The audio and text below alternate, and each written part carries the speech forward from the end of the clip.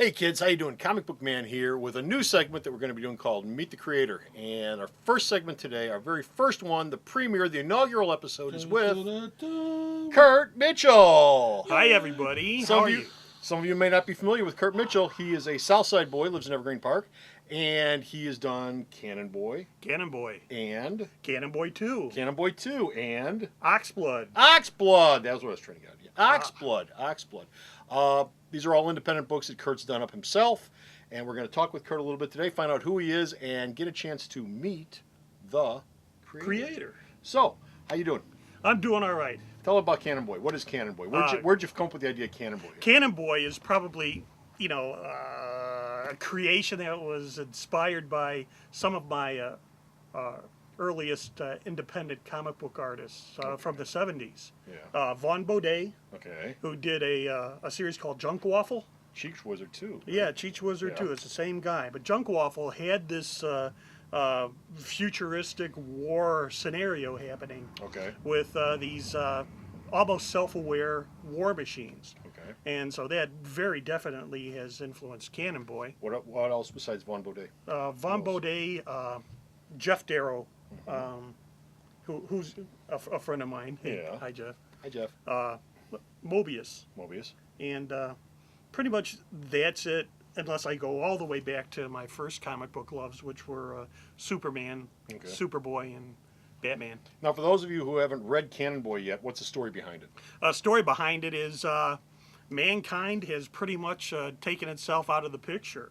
Post-apocalyptic? Post-apocalyptic. Oh man. Pre-apocalyptic would kind of be, I don't know. Post? Well, I guess we're pre-apocalyptic. Yes, we're pre-apocalyptic. We are so pre-apocalyptic. let's hope so. It's not even funny. But okay, so it's post-apocalyptic. Yeah. And Cannon Boy is running around. He's running around. He's programmed because Yeah. he's a machine. He knows he has to attack and defend. He has a mission. He just has to figure out what and when and where and how. Yeah. So he thinks, therefore he is. Yeah. And when he speaks, he roars. My God, that is so deep. Hark, I think I hear a Cannon Boy roar. That is so deep. Liz, I want to get to Oxblood in a minute, but I want to ask you a little bit about yourself. What sort of background do you have? I mean, what did you before Cannon Boy? I mean, what were you doing? Before that, going way back, I have a BFA in painting. I was going to be a gallery artist, Gallery artist. like everybody who ever tries to get a degree in art wants to be. But Yeah. reality hits you, and I ended up becoming a freelance illustrator.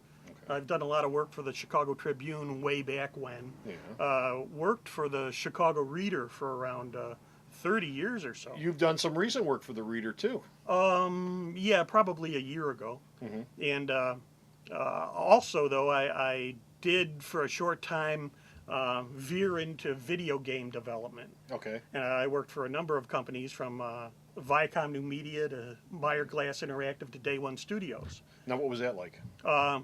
It's just making stuff in 3D is a real trip. I can imagine. And, It sounds great. But I probably did more concept work at the beginning, concept and storyboards, Yeah.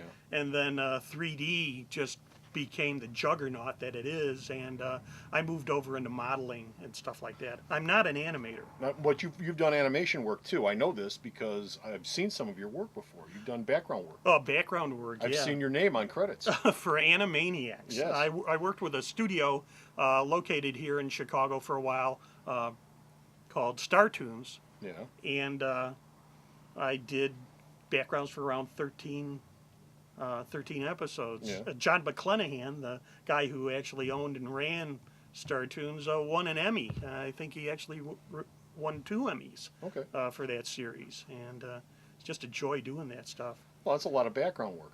I mean, Background. seriously, and that's a background. lot of background work. No, computer animation. You've done regular animation, sell background work, and now you're doing comic book work. Oxblood. Oxblood. What's Oxblood about? Oxblood is again post-apocalyptic. It's again. it's not so much post-apocalyptic as it is alternate reality. Where's my bell? Ding. Okay. Yeah. So, but it takes place in an alternate future 'Yes. where it's like man doesn't hurt man anymore, and Yeah. and I was kind of distracted for a minute. Man doesn't hurt man anymore. Man doesn't hurt man anymore, but in order to keep people to satisfy primordial bloodlust Yeah. within the human psyche, they've reinstituted gladiatorial games, With who? genetically engineered and created hybrids Oh! between humans and animals. So Oxblood is a He's a bovine class warrior, like a minotaur. like a minotaur. Like a minotaur. Yeah, and there's quite a bit to the mythology. I wrote like a 6-book arc, Yeah. but I only got one done so far. Now there isn't any blood or gore in this at all or anything, is there? I mean, this is a very G-rated book, right? Let's put it this way: it's like if you print it up on your home printer, Yeah. you're going to run out of red real quick. Okay. Well, keep the kids away from it then. So that's Oxblood Yeah. and Cannon Boy. Anything else? Oh, one thing about Oxblood too. Yeah. In order to keep from impacting global food supplies, Yes. they end up feeding. The winners feed on the losers. Oh, lovely. Yeah. So it's a self-perpetuating cycle. Yes, the it winners is. eat the losers, and then they make new ones, and the winners eat the losers. You don't have, That's you right. don't even need That's Soylent right. Green. That's right. You don't even need Soylent Green for it. That's right. Okay. Anything else you want to throw in? Pigeon Eater. Pigeon Eater. Pigeon Eater. What's Pigeon Eater? No, I'm not familiar with Pigeon Eater. Post-apocalyptic. Again? It's a theme. It's your theme. It's It's your my theme. muse. It's his muse. It's my the end muse. of the world is his muse. That's where it starts. So Wait till 2012. So the Pigeon Eater is just this kid, this orphan, who scrounges the back, Yeah. looking for scrounge, looking for stuff that's left over, which he Okay. then marks for pathfinders. Okay. And so that's the whole mythology behind that. And there are a lot of zombies Okay. in the outback, and Well, where else would they be? yeah. And so the thing though is that kudzu has overgrown much of many of the runes, stuff that's left, but there are like little sayings and stuff that he keeps reciting in his head, little litanies Yeah. like avoid the kudzu where it's been turned black, for there be monsters there, zombies.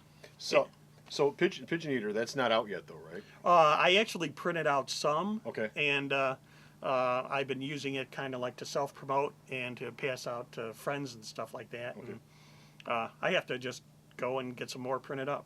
Okay, Cannon Boy and Oxblood are available here at Alternate Reality. Pigeon Eater soon, I assume, will I be hope so. here. Kurt Mitchell, stop by, pick up some of his stuff at the store. But he goes to a lot of cons. Stop by and say hi to him. Or if you're on Facebook, Facebook him. Kurt's on Facebook big Kurt time. Mitchell on Facebook. And Comic Space. And Comic Space. Don't forget Comic Space. Kurt Mitchell, no slash or space between Kurt and Mitchell. Okay. Thanks for coming to our premiere episode, Kurt. I appreciate it.